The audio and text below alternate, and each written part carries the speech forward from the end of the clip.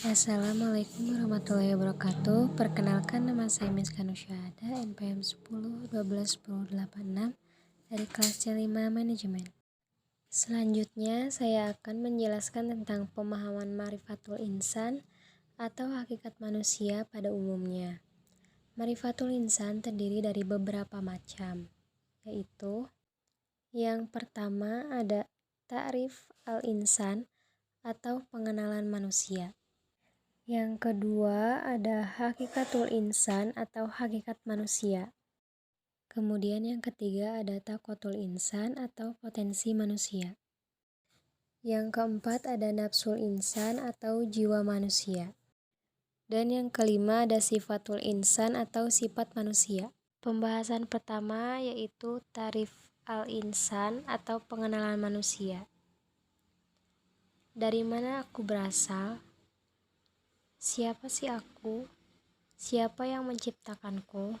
Dalam Quran Surat As-Sajdah ayat 7-9 yaitu yang membuat segala sesuatu yang dia ciptakan sebaik-baiknya dan yang memulai penciptaan manusia dari tanah. Kemudian dia menjadikan keturunannya dari saripati air tanah. Kemudian dia menyempurnakan dan meniupkan ke dalam ruh ciptaannya, dan dia menjadikan bagi kamu pendengaran, penglihatan, dan hati, tetapi kamu sedikit sekali bersyukur. Untuk apa manusia diciptakan? Yang kesatu yaitu untuk beribadah. Ada dalam Quran Surat Az-Zariyat ayat 56 yang artinya, dan aku tidak menciptakan jin dan manusia melainkan supaya beribadah kepadaku. Yang kedua sebagai khalifah terdapat dalam Quran Surat Al-Baqarah ayat 30 yang artinya, dan ingatlah ketika Tuhanmu kepada para malaikat, aku hendak menjadikan khalifah di bumi. Mereka berkata, apakah engkau hendak menjadikan orang yang merusak dan menumpahkan darah di sana? Sedangkan kami bertasbih memujimu dan menyucikan namamu. Dia berfirman, sungguh aku mengetahui apa yang tidak kamu ketahui. Pembahasan kedua yaitu tentang hakikatul insan atau hakikat manusia. Manusia adalah makhluk. Menurut Kamus Besar Bahasa Indonesia atau KBBI, makhluk adalah sesuatu yang dijadikan atau diciptakan oleh Tuhan seperti manusia, binatang, dan tumbuh-tumbuhan. Hakikat manusia ada 5. Yang pertama sebagai makhluk. Manusia diciptakan alal fitrah. Ada lemah, bodoh, dan yang terakhir adalah fakir. Hakikat manusia yang kedua yaitu yang dimuliakan. Manusia adalah satu-satunya makhluk Allah yang dimuliakan, di mana manusia ditiupkan ruhnya, diberikan keistimewaan berupa akal pikiran, dan ditundukkan alam semesta untuk manusia. Hakikat manusia yang ketiga yaitu dibebani. Manusia adalah makhluk yang mukallafun, dibebani tanggung jawab yang diciptakannya untuk beribadah dan sebagai khalifah. Yang keempat yaitu bebas memilih. Ada 2 pilihan yang diberikan Allah Ta'ala. Yang pertama yaitu al-iman, yaitu beriman kepada Allah, dan yang kedua al-kufru atau kafir, menolak perintah Allah. Yang terakhir yaitu ada balasan atau pertanggungjawaban. Setiap pilihan yang diambil memiliki konsekuensi atau balasan. Jika ia beriman, maka surgalah balasannya. Terdapat dalam Quran Surat As-Sajdah ayat 19. Kemudian jika ia kafir, maka nerakalah balasannya. Terdapat dalam Quran Surat As-Sajdah ayat 20. Selanjutnya, pembahasan yang ketiga yaitu taqwatul insan atau potensi manusia. Menurut pandangan Islam, potensi adalah suatu anugerah yang Allah berikan karena Allah menciptakan manusia dalam bentuk yang sangat sempurna, dengan kemampuan yang maka dari itu Allah memberikan manusia dengan segenap potensi yang ada dalam dirinya. Allah menciptakan manusia dengan memberikan 3 potensi.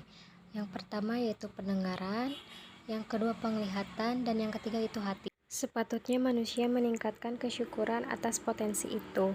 Namun banyak manusia menggunakan potensi itu untuk hal yang tidak bermanfaat atau untuk melawan Allah.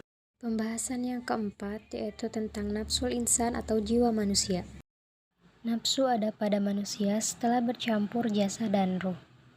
Nafsu yang pertama adalah nafsu yang mengakui Allah Subhanahu wa Ta'ala sebagai Tuhan. Kondisi nafsu manusia tidak pernah statik, tapi dinamik. Saat zikir menonjol, nafsu akan tenang.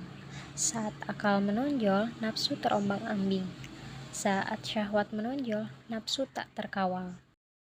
Hawa berarti keinginan. baik atau buruk. Pembahasan yang kelima yaitu tentang sifatul insan atau sifat manusia. Sifat manusia terbagi dalam dua kelompok besar, yaitu sifat kebaikan dan sifat keburukan. Allah telah mengilhamkan ke dalam jiwa manusia yaitu fujur atau dosa dan ketakwaan. Jiwa manusia diberi dua jalan, yaitu ada jalan benar atau takwa, membersihkan jiwanya. Terdapat dalam Quran Surat Asy-Syams ayat 9 yang artinya, sesungguhnya beruntunglah orang yang menyucikan jiwa itu. Berikut ada beberapa sifat manusia yang menyucikan jiwanya. Ada bersabar, berkata lembut, banyak bersyukur, dan selalu bersikap jujur. Yang kedua ada jalan yang salah atau mengotori jiwanya, atau fujur. Jalan fujur yaitu yang dimurkai Allah. Orang yang memilih jalan fujur termasuk orang-orang yang hina dan derajatnya yang paling rendah. Ada dalam Quran Surat At-Tin ayat 5. Kemudian, agar tetap istiqomah di jalan takwa, maka mesti senantiasa melakukan penyucian diri dari segala dosa dan maksiat. Sekian materi yang dapat saya sampaikan. Mohon maaf apabila ada salah kata. Terima kasih. Wassalamualaikum warahmatullahi wabarakatuh.